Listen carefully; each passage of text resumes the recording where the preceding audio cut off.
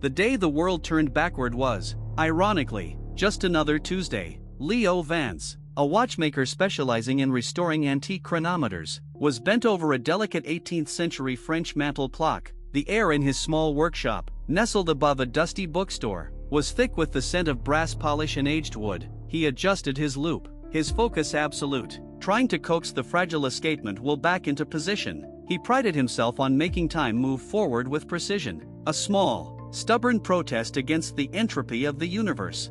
At precisely 11:17 a.m., a low, resonant thrum vibrated through the floorboards. It wasn't an earthquake, it felt internal, like a giant, deep sigh drawn by the earth itself. The mantle clock on his bench shuddered. Leo frowned, lifting his head. Then he heard it, a subtle, unnerving chorus of clicks. He looked down at the French clock. The seconds hand, instead of sweeping forward, jerked violently, reversing its course. It didn't just stop, it was running backwards. Leo's heart pounded. He grabbed his own wrist, checking his modern digital timepiece. The LED numbers were rapidly descending. 11 hours 17 minutes and 28 seconds, 11 hours 17 minutes and 27 seconds, 11 hours 17 minutes and 26 seconds.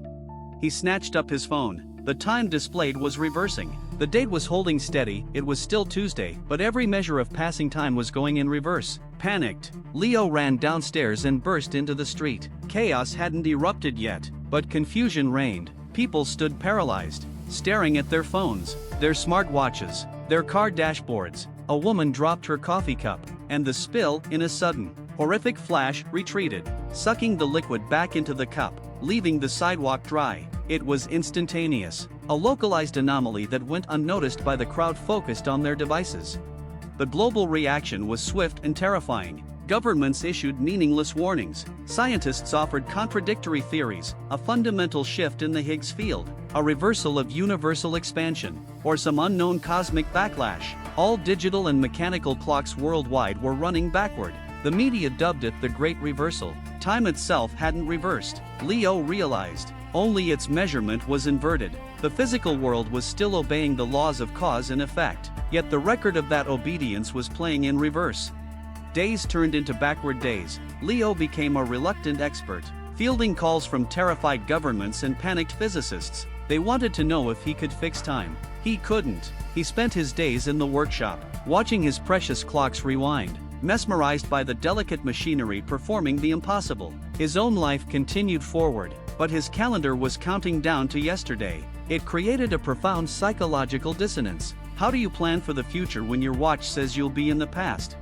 Then, the localized anomalies began to spread. First, objects didn't just move forward, they also unmoved. A chipped cup on a restaurant table would, at an unpredictable moment, reform its ceramic structure, becoming whole again. A pile of ash would spontaneously coalesce into a burned log. People started witnessing minor injuries heal in reverse. A scrape would rapidly bleed upward, the blood vanishing, leaving pristine skin. These moments were always fleeting, unpredictable, and always seemed to follow the reverse time on the nearest clock. Leo was among the first to understand the pattern. The reversal was not merely an illusion, it was a temporal echo, a brief window where the physical world was influenced by the reversed measurement of time. The measurement was acting as a delayed, intermittent cause. He realized that the faster the clock near an object ran backward, the more frequent the localized unevents became. His breakthrough came a week later. Rooted in his obsession with the French mantle clock from the initial moment, he noticed that the older, more complex the clock's mechanism, the slower and more consistent its backward movement was. Modern digital clocks were chaotic, skipping back seconds violently. The antique mechanicals, however, offered a predictable, smooth rewind. Leo hypothesized the reversed clocks weren't just reflecting a change, they were generating a field, a localized reverse-time gravity proportional to their mechanical stability and proximity. He believed that if he could slow or even stop the backward motion of a powerful, stable clock, he could stabilize the temporal field around it, effectively creating a pocket of normal time measurement.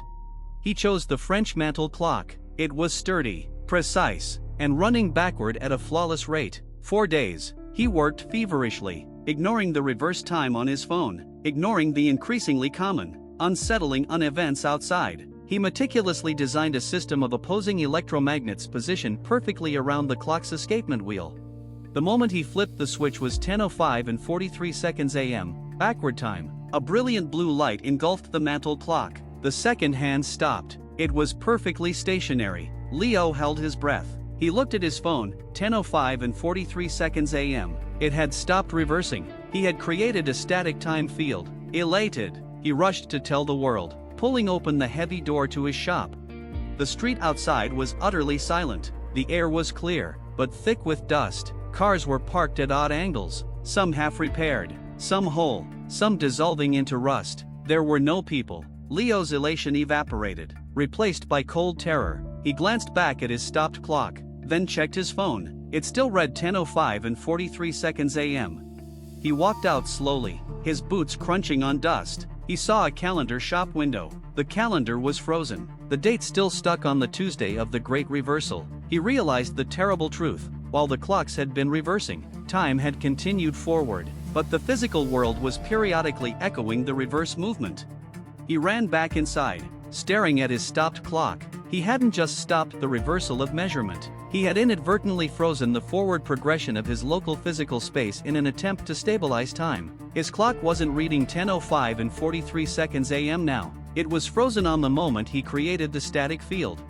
Then, the final, horrifying realization hit him, a twist so brutal it knocked the air from his lungs. He remembered the first reversed clock, the 18th century French mantle clock. It wasn't just a clock, it was the clock he had been working on. Its escapement wheel had jammed, and he was trying to fix it precisely at 11:17 a.m. He was the one who caused the initial disruption. His clumsy attempt to fix a delicate mechanism at 11:17 a.m. had been the original localized reverse time event. The moment the clock started running backward, the world's measurement of time followed the most stable, complex, and disrupted mechanism in the immediate vicinity, his clock.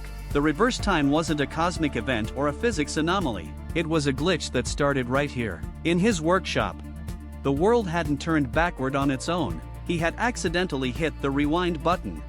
Now, standing in a frozen, silent world, holding the still clock in his hand, Leo felt the weight of cosmic culpability. He hadn't fixed time. He had permanently paused his small corner of reality, and as he looked at the intricate machinery of the stopped clock, he wondered if his clock running backward made all other clocks run backward. What happens when he finally manages to make this specific, highly charged clock run forward again? Would the world then speed up to catch up to the real time that had passed? Or would he simply be reversing his mistake, unfreezing his world, only to have the terrifying reversal continue for everyone else? His fingers, trembling with existential dread, moved toward the escapement wheel. The fate of time itself now rested on the skill of a humble clock repairman.